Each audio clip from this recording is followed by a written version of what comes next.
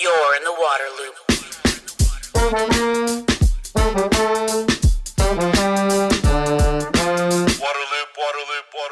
Welcome to Waterloop, the podcast exploring solutions for sustainability and equity in water. I'm the host, Travis Loop. This is episode number 190, Elevating the Emerging Leaders. Fresh perspectives and innovative ideas play a pivotal role in addressing the challenges of the 21st century, such as climate change, water equity, and environmental justice. That is why it's crucial to identify, recognize, and nurture emerging leaders, a topic explored in this episode with Dr. Jalonne White-Newsome, Senior Director for Environmental Justice at the White House Council on Environmental Quality.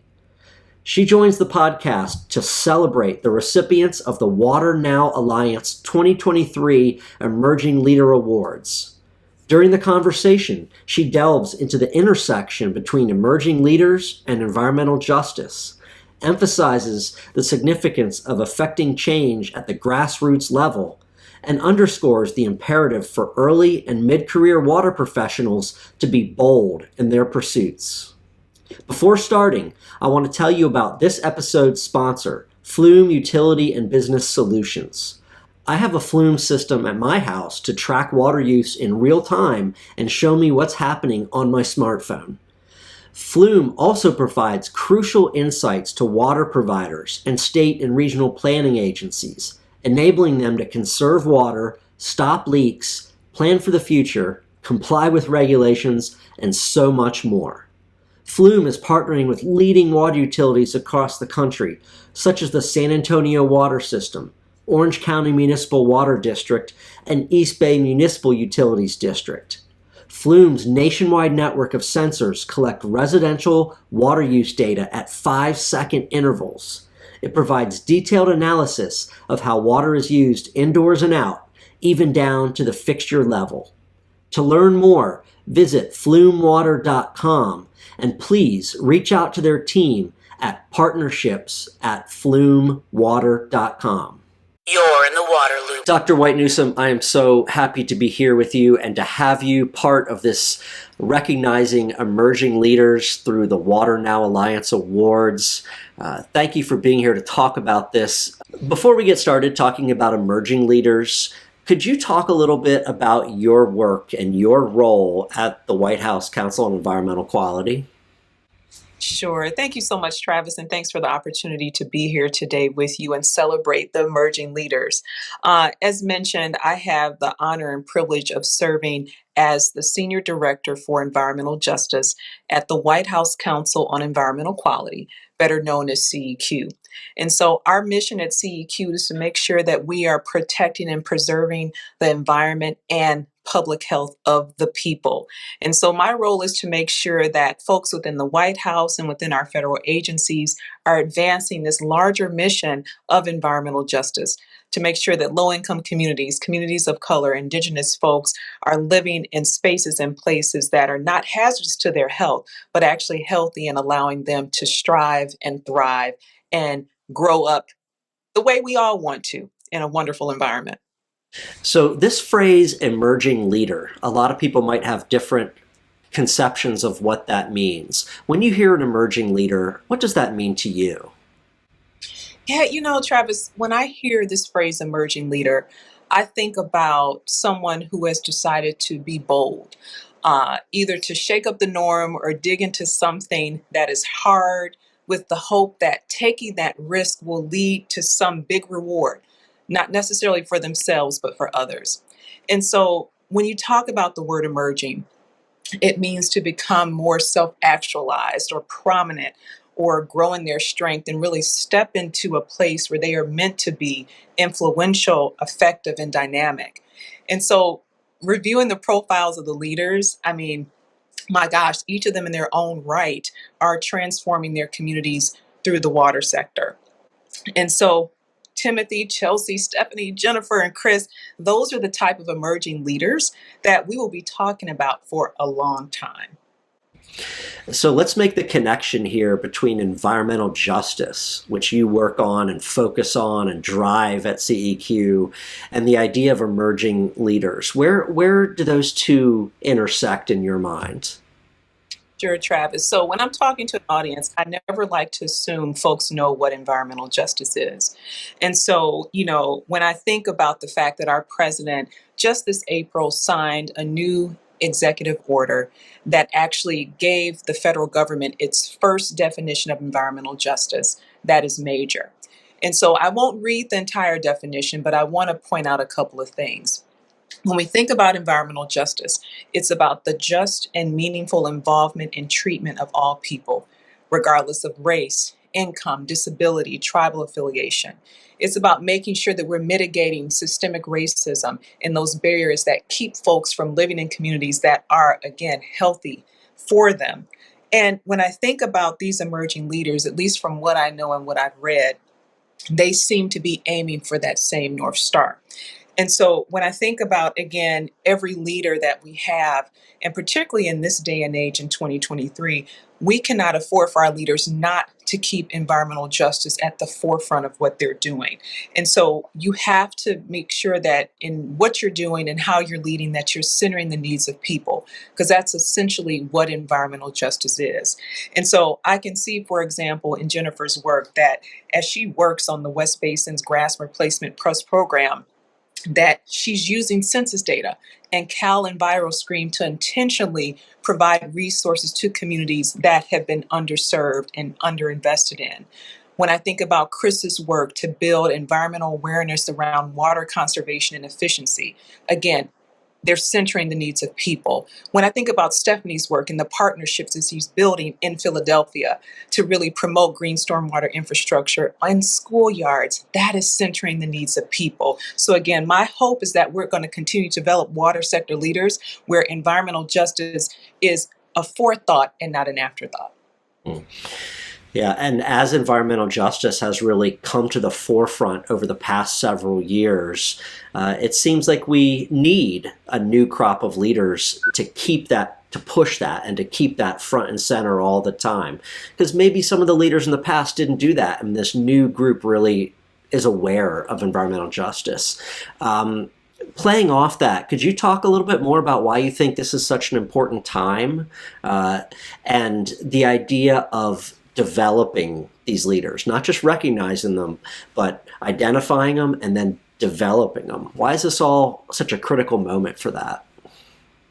Well, I want to give credit to the WaterNow Alliance, again, for really defining emerging leaders as sort of these mid-level staff that are responsible for things that we can't function without having in a society: management of our stormwater, drinking water, wastewater, and really focusing on lifting up those that are underrepresented in the water utility space. So that is, again, WaterNow's definition of emerging leader. And so when I think about the water sector, it's actually not that dissimilar to the federal government and the reasons why we have to develop and nurture and recognize emerging leaders. You know, Even with decades of progress, building a federal workforce, for example, that better represents communities across this country. Again, as we think about the legacies of discrimination, of systemic racism, and gender equality, again, all that is still felt today. And there are too many underserved communities that remain underrepresented, in the federal workforce, particularly in positions of leadership. So when I think about the importance of public servants and the way that they should reflect the communities that they serve, you know, when we get to that point, the government will be more successful. And I'm proud that this administration has been trying to do that by appointing a record number of, again, diverse leaders. And so, again, to your question, why is it so important that we recognize these leaders right now? Is because we have multiple crises affecting our communities, whether you're talking about climate change, again, racism. It's a lot of stuff going on, and we need folks that come in with a different set of skills and experiences so we can develop innovative solutions that are needed to tackle, again, these crises, but also address the unique needs of certain populations, particularly our low-income communities, our communities of color, our indigenous communities, and those, again, that are facing challenges related to a lack of water quality, repeated flooding, or no water at all. And so leaders with fresh perspectives, with new ideas and creative thinking, again, will make sure that we are meeting this moment in the way we need to. And so I have to uplift, which I think was so cool, Chelsea's work, that the way she described it as going undercover to make sure that undocumented folks actually were able to have a water bill in their name. That is the type of boldness and accountability that we have to celebrate. When I was in environmental philanthropy, I think about my main portfolio was really uplifting work and funding work at this intersection of climate change, equity, health, and justice.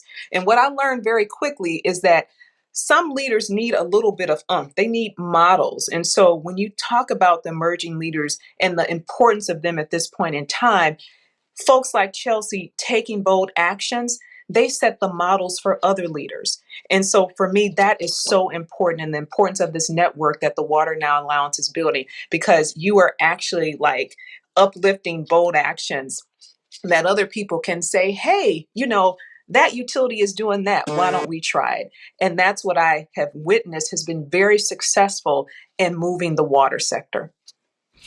You mentioned the federal level and the federal government. Obviously, you're working at that level. A lot of these people are at the very local level, even the hyper-local level. Could you talk about the importance of having people driving change all the way down in those positions, and not necessarily from a high up federal level, but what the role is of people at that local level? Travis, so I've been in the federal government for a long 14 months. And what I will say, it is pretty exciting to be a part of pushing big policies, implementing executive orders from the president. And in my case, having this huge responsibility of advancing environmental justice across this country, the White House, and the federal family. So that is awesome, right?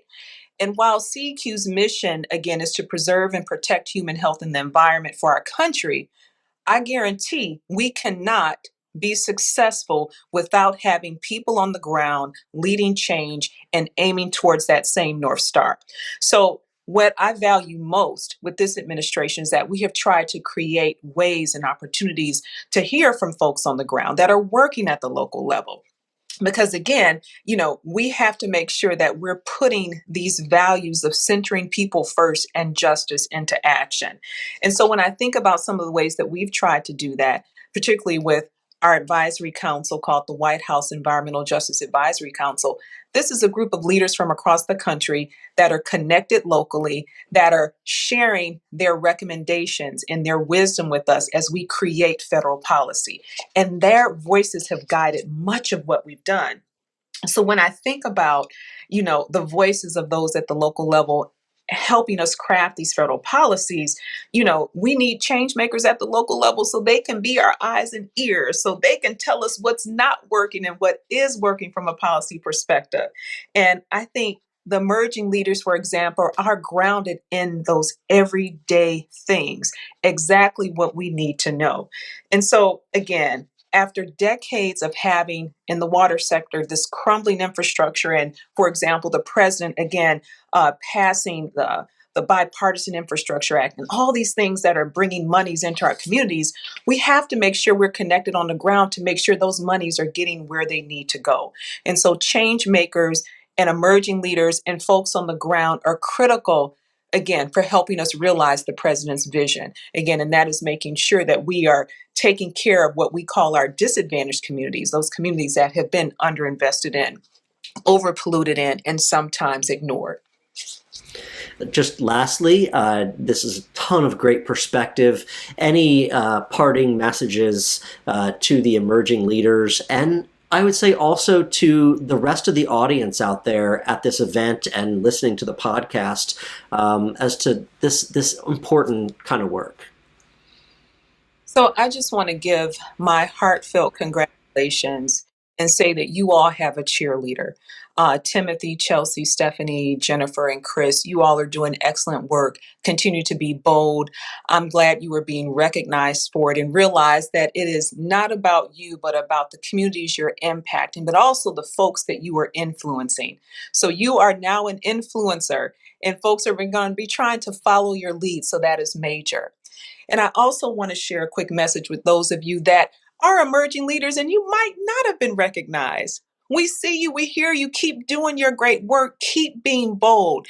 And I tell you, if you always center people in what you do, whether you're writing a policy, crafting a process, or trying to figure out what's the next best thing in terms of engaging with a new community that you are doing some type of service in or whatever, like keep people first, because that will guarantee that the change that you're making will be sustainable, lasting, and hopefully have the positive impact that you want, compared to some of the unintentional consequences that can come if we don't center people first. So, in a nutshell, President Biden and on behalf of this administration, we are committed to, again, advancing water equity, climate justice, and environmental justice. And we look forward to partnering with each and every one of you. So thanks, Travis. Thank you so much for your perspective on these critical issues. Thank you for helping to celebrate the emerging leaders being recognized by the WaterNow Alliance. Waterloop. Thank you for listening to the podcast, and thanks to this episode's sponsor, Flume Utility and Business Solutions.